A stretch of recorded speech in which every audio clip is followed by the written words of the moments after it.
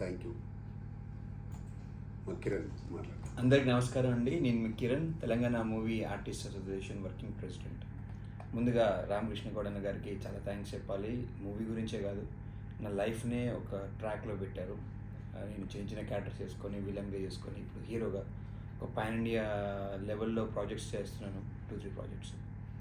అది అన్న గారి చలవ. నన్ను ఎంకరేజ్ చేసి నన్ను ఒక జాయింట్ సెక్రటరీ లెవెల్ నుంచి ఒక వర్కింగ్ ప్రెసిడెంట్ లెవెల్ దాకా తీసుకొచ్చి, అలాగే నేను కూడా నాకు తోచినంత మంది ఆర్టిస్టులని, టెక్నీషియన్స్ కావచ్చు, మన టీఎఫ్సిసి నుంచి ఇంట్రడ్యూస్ చేయడం జరిగింది. సో మన దీక్ష మూవీకి వస్తే దీక్ష అంటే ఏంటి? ఒక అయ్యప్ప మాల వేసుకుంటారు, ఇంకొక మాల వేసుకుంటారు. దీక్షగా వాళ్ళు ఎలా చేస్తారు, రియాలిటీ ఆఫ్ లైఫ్లో కూడా సేమ్ నా లైఫ్ నేను చూసుకున్నాడు అనిపించింది ఆ క్యారెక్టర్. దీక్షగా హీరో ఎలా సాధించాడు అనేది కాన్సెప్ట్. ఎందుకంటే సినిమా స్టోరీ చెప్తే మళ్ళీ మీరు సినిమా చూడరు, సినిమా చూడాలి.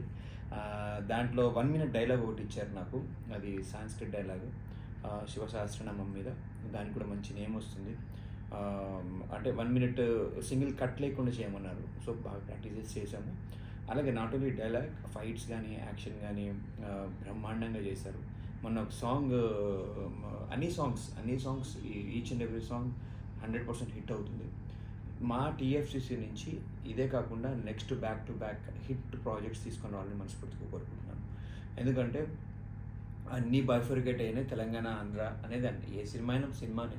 కానీ మా TFCC Telangana film chamber of commerce నుంచి బ్యాక్ టు బ్యాక్ మంచి హిట్ ఫిల్మ్స్ చేయడానికి మేము ప్రిపేర్డ్గా ఉన్నాం.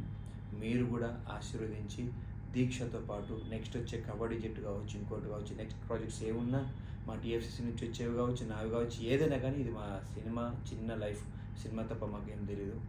ది బెస్ట్ ఎంటర్టైన్మెంట్ మేము మా తరఫు నుంచి ఇస్తాము. సో మీ అందరి ఎంకరేజ్మెంట్ ఇలా ఉండాలి.